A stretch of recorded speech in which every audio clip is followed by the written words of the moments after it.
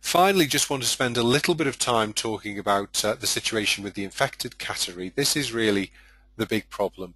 You know, if you want to scare a cattery owner, just say the word ringworm, because to get ringworm is a real disaster, be it in a boarding cattery or in a breeding cattery. And really, this can be a financial disaster. It can cost many thousands of pounds to really sort this problem out.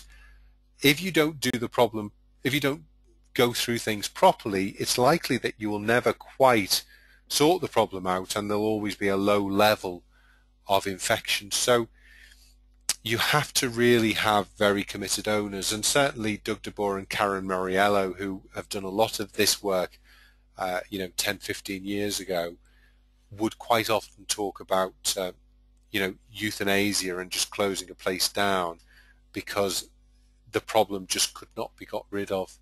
And of course, we've all seen kittens being sold by breeders who probably know that they've got dermatophytosis in their cattery, and they're just exporting problems to other people, and it's just not fair. So we have a duty, I think, to really do this thoroughly.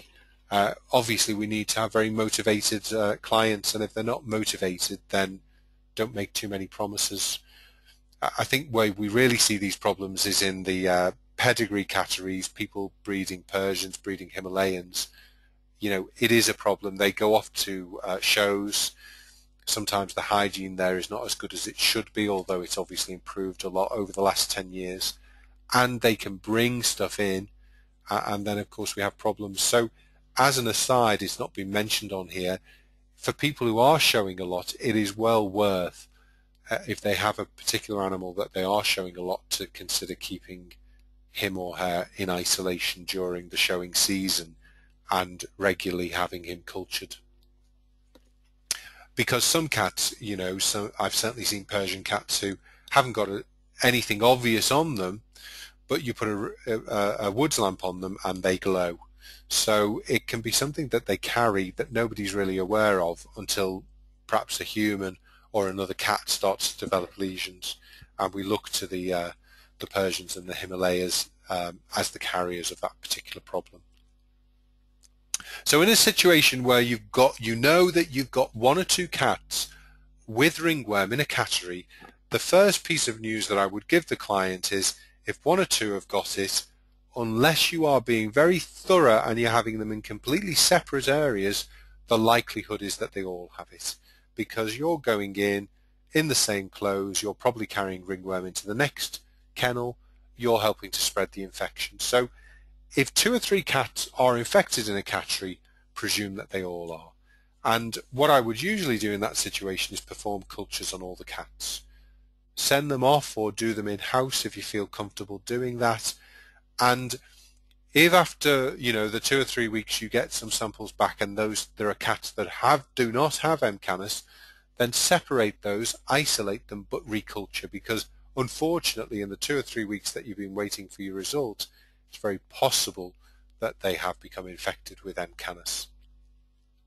I think you have to isolate the cattery. You have to practice very, very good hygiene, changing out of clothes if necessary, certainly disinfecting, shoes and so on as you get walking in and out of places, and certainly putting a stop to people coming into the cattery, new cats coming in if it's a boarding kennel, and certainly stopping showing at shows if you know that you have an M. canis problem in your cattery.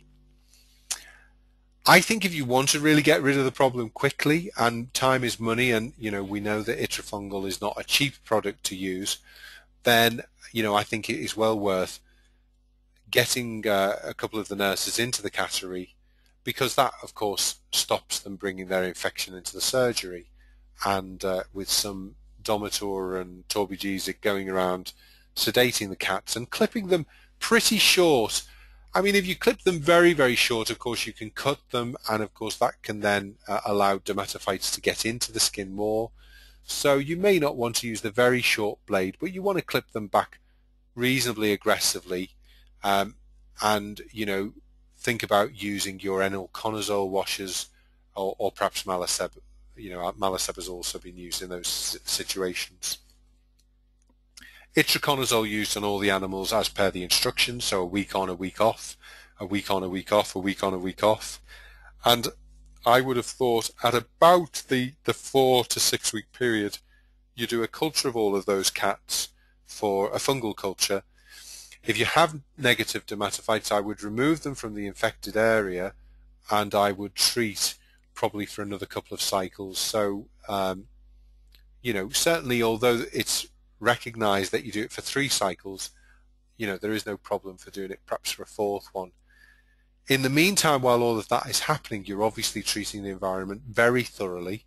Enilconazole can be used on the environment, as can bleach. Obviously, you need to make sure that you're not going to bleach an expensive sofa or an expensive carpet, but you should be treating the environment regularly and thoroughly, hoovering, getting rid of the bags, spraying the areas that carpets, curtains, washing things thoroughly, perhaps getting a carpet cleaner in to really give them a good going over when you've done that several times.